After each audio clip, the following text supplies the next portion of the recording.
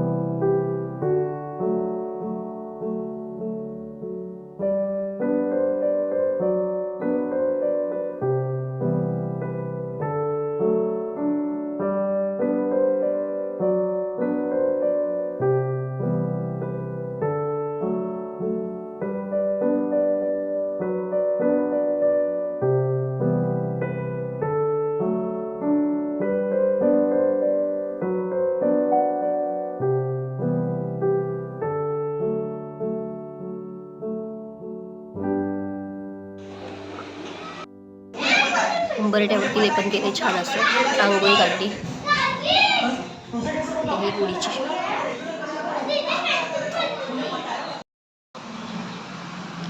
गुढी उभी केली.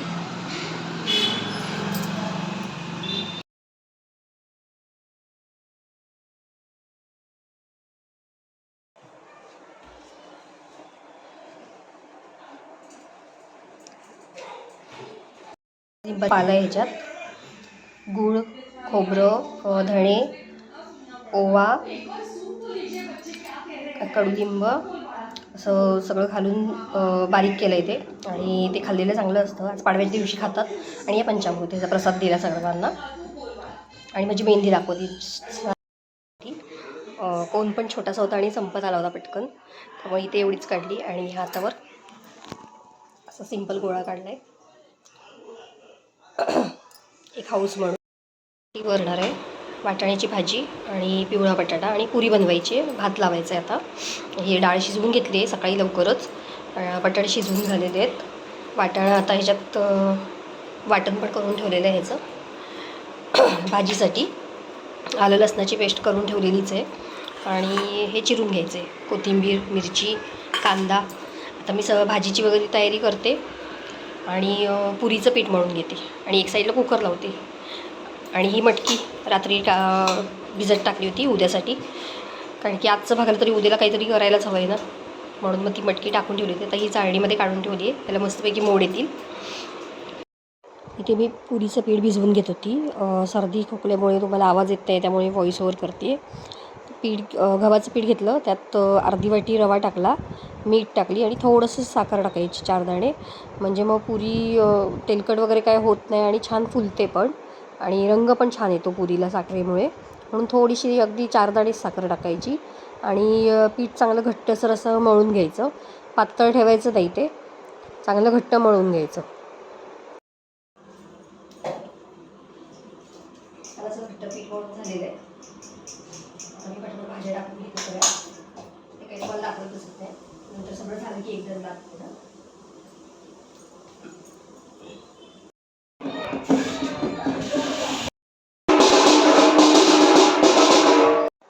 इथे पुरी बनवत होती मी. किती छान फुगली आहे ती बघा. तुम्हाला दाखवत होती मी ती फुगलेली पुरी.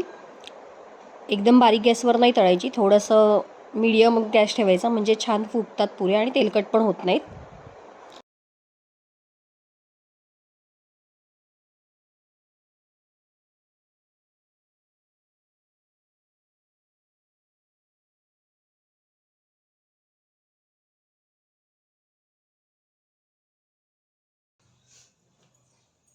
पुरे सगळे करून झाले. थोडंसं पीठ ठेवलंय मी. सगळ्या पुऱ्या टम फुगल्यात. इथे पण खाली पण मस्तपैकी फुगले होते. त्या पण फुगल्यात. आता मी नैवेद्य भरून घेते आणि पटकन देवाला दाखवते.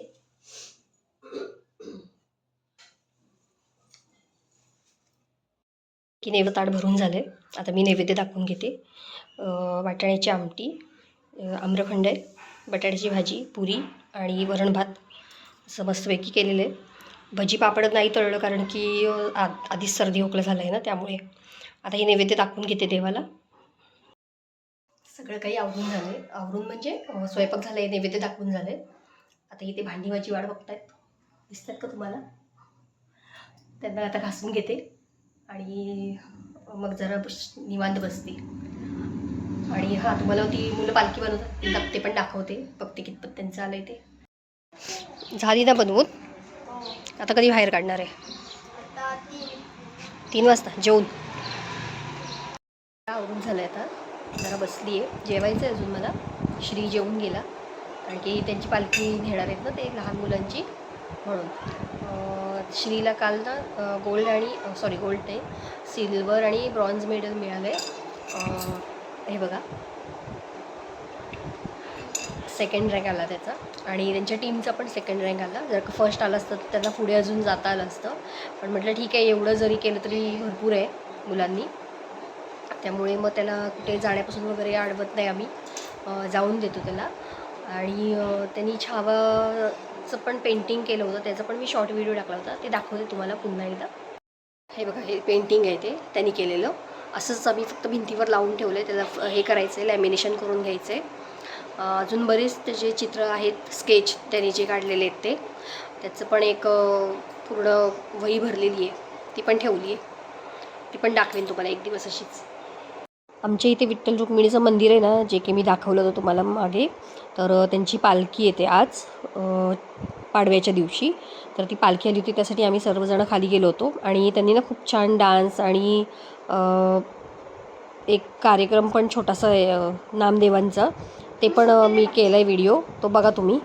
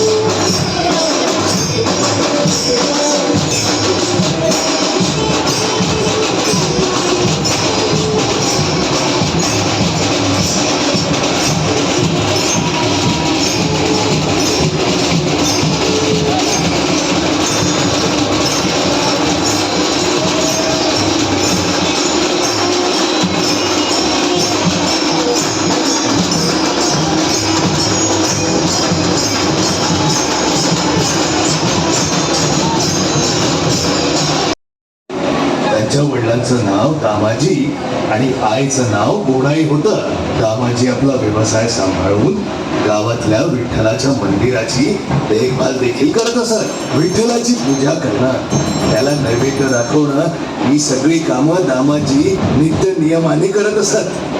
एके दिवशी दामाजींची तब्येत बिघडली आणि ते आजारी पडले. त्यामुळे त्या दिवशी विठ्ठलाची पूजा करायला आणि त्याला नैवेद्य दाखवायला जाणं शक्य नव्हतं. त्यांनी नामदेवांना बोलावलं. नाम, बाळा, आज माझी तब्येत बरी नाही. माझं एक काम करशील? आजवर माझ्याकडून एकही दिवस विठ्ठलाची पूजा आणि नैवेद्य चुकलेला नाही आणि आजही तो चुकवू नये अशी माझी इच्छा आहे. आजच्या दिवशी विठ्ठलाची पूजा करून त्याला नैवेद्य देशील? हो आबा, का नाही, मलाही आवडेल. हा सगळा प्रसंग चालू असताना कोणाई तिथे उभी असते. दामाजी आनंदानं कोणाईकडे बघून म्हणतात, अगं ऐकलंस का? लगेच नैवेद्य कर आणि नामाकडे दे. हो आई, आज मी करणार आहे विठ्ठलाची पूजा आणि त्याला नैवेद्य सुद्धा खाऊ घालणार आहे. कोणाई हसते आणि म्हणते, हो हो, आत्ता देते हा. आणि कोणाई लगबगीनं नैवेद्याचं ताट बनवून नामाकडे देते. नामा आनंदाने नैवेद्याचं ताट घेऊन विठ्ठल मंदिरात येतो आणि मनोभावे विठ्ठलाची पूजा करून त्याच्या समोर नैवेद्याचं ताट ठेवतो आणि विठ्ठलाच्या मूर्तीकडे बघून म्हणतो, आज माझ्या आबाची तब्येत बरी नाही, त्यामुळे मी आलोय तुमच्यासाठी नैवेद्य घेऊन. खाऊन घ्या बरं पटकन. असं म्हणून नामा मूर्तीकडे बघत बसला. तो बराच वेळ वाट पाहून देखील विठ्ठलाच्या मूर्तीची काहीच हालचाल झाली नाही. हे पाहून नामदेव रडवेले झाले. लहान नामदेवांना असं वाटायचं की त्यांचे आजबाजू नैवेद्य दुःखी होऊन म्हणाले, रोज आमचे आबा नैवेद्य घेऊन येतात तेव्हा तर तुम्ही लगेच खाता आणि आज मी घेऊन आलोय म्हणून तुम्ही खात नाहीये ना. लहान नामदेव रडवेले होऊन विठ्ठलाला पुन्हा पुन्हा आग्रह करू लागले. त्यांची श्रद्धा आणि त्यांचा प्रेम आग्रह पाहून विठ्ठल स्वतःला होऊ शकले नाही आणि ते क्षणात तिथे प्रकट झाले. लहान नामदेव स्वतःच्या हाताने विठ्ठलाला नैवेद्य भरू लागले. कधी विठ्ठल नामदेवाला खास भरवायचे तर कधी नामा विठ्ठलाच खास भरवायचे. पूर्ण नैवेद्य भरवून झाल्यावर रिकाम ताट घेऊन नामदेव पुन्हा घरी आले. त्यांच्या हातात रिकाम ताट पाहून कुणाईने नामाला विचारलं, मामा, नैवेद्य कुठे? तो तर मी विठ्ठलाला भरवला. त्यांनी अतिशय निरागसपणे उत्तर दिले,